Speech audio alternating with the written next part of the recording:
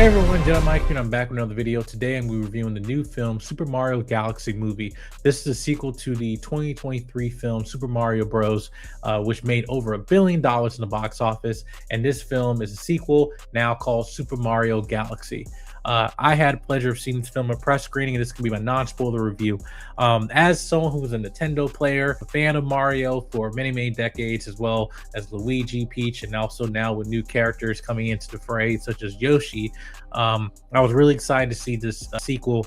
And again, coming from 2023 film Super Mario Bros., I was really surprised how much fun I had with that film. Now, also as an adult, but also just creating a cinematic experience for a lot of fans who are also gamers as well, fans of these characters. That the film actually paid off, and the results showed made over $1 billion. But this film, I will say, non-spoiler, definitely kept the entertaining aspects of the first film into a new way in this one. Again, we got newcomers such as Yoshi, we got Bowser Jr., and we got Rosalina, who played by Brie Larson, and all these other characters are adding another flair and dynamic to some of the returning characters: Mario, Luigi, Bowser, also Toad as well. Now, there's some characters that are not in this movie. I mean, they're in it, but they're not necessarily in the movie that was in the first film that was really fan favorites, such as Donkey Kong in this. But in this, we got Yoshi, who's voiced by Donald Glover. I thought Yoshi was a great addition to this film. Add a good dynamic to Luigi and Mario, even in terms of when action was happening throughout the film. Again, reminds you of the old games you used to play when you were a kid, of when Yoshi's tagging along with Mario, going on different adventures and everything, going through different threats. And Donald Glover, when I found out that he was voicing Yoshi, I was a little bit skeptical about it. But again, they do some distortion of his voice.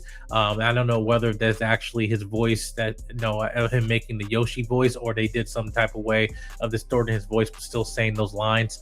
But I thought Yoshi was a great addition to it. But yeah, we get new characters: Bowser Jr., who main mission is to try to free his father, Bowser, who is currently shrunken right now from the events of the last film. Now, Bowser Jr., you can tell in this film, is crazy just like his father, but he's trying to do everything he can to rule the universe. But at the same time, doing all this because of the love he has for his father. And you see a very interesting dynamic between Bowser and Bowser Jr. That unfortunately it was set up very well in the beginning to have a huge payoff at the end, but it really honestly goes nowhere. And it's unfortunate because it's interesting to see a crazy character like Bowser, especially the interpretation that Jack Black does in this film, in the last film, that I think they could have done a very emotional moment between Bowser and Bowser Jr. about father and son. But even though they have good moments in the first and second act, when you get to the third act, it basically becomes a little bit stereotypical villain type tropes and stuff like that. And I was a little bit disappointed with that, because I thought they have really great foundation, kind of giving an emotional element to Bowser that we haven't seen before. But going with Mario, Luigi, and Peach here, again, the same group dynamic here. You see also Luigi in the fray as well, which he's not captive most of the movie like he was in the first movie.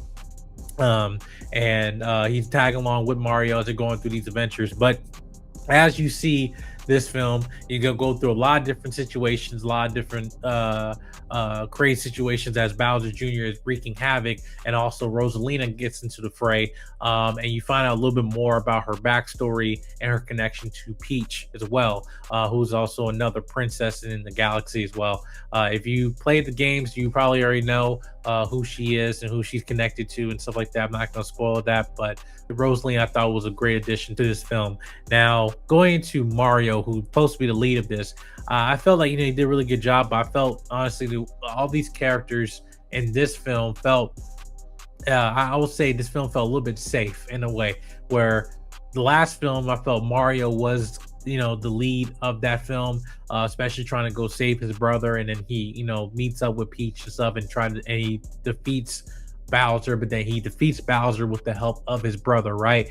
Which make that first film so special. In this one, yeah, you have Luigi tagging along and also Yoshi as well, and Mario still now being brave and still going on different adventures and stuff like that. And but I felt like there wasn't really no, I think, emotional weight of this film between, other than really his relationship between Princess Peach, which again I would like to see flourish a little bit more. But and you see a little bit of that in this film, but again it's like, well, all this stuff that's happening, a lot of fat is being cut off to a point where just kind of get into to the swing of things. You're not really there for the dramatic elements of Mario. You're just there for the ride, and this is a great ride.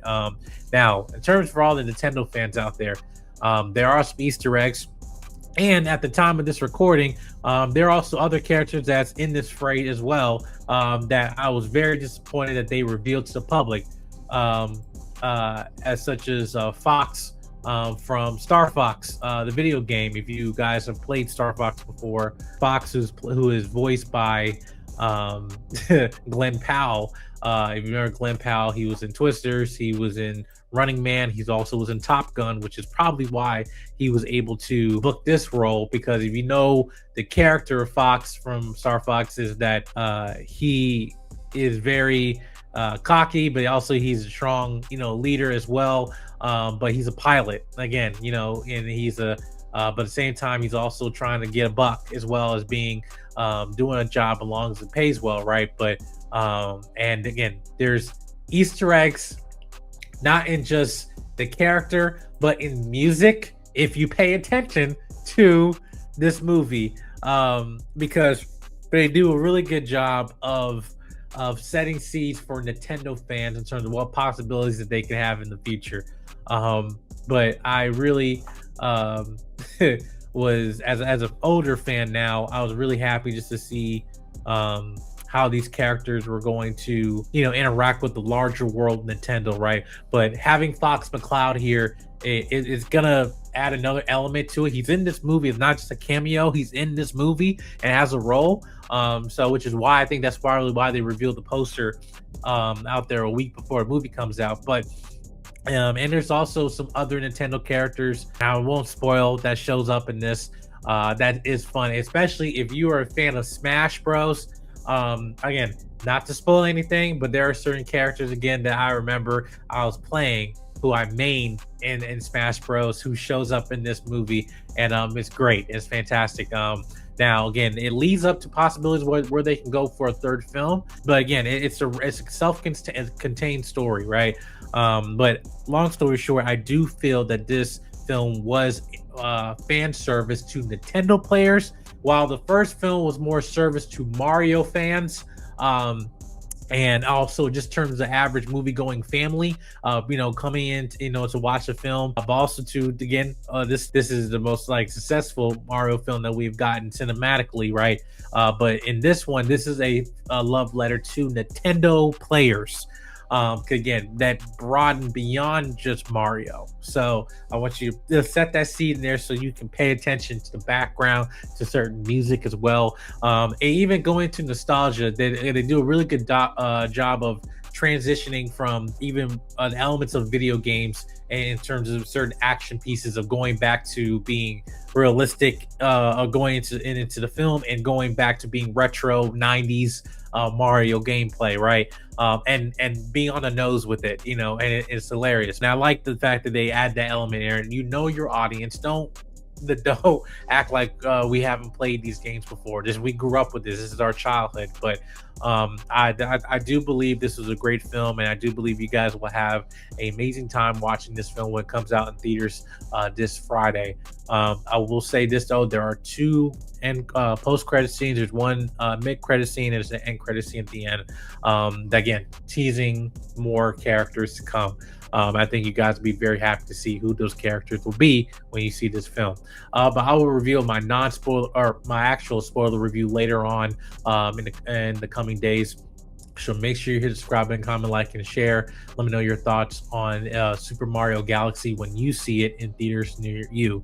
Make sure also you hit the notification bell because we got a ton of videos that will be coming out in the coming weeks going into April. We got CinemaCon coming up, and we got a bunch of announcements coming up for you guys. So we're going to make sure we give you the best content possible. All right, guys. I'll see you guys in the next video. Peace.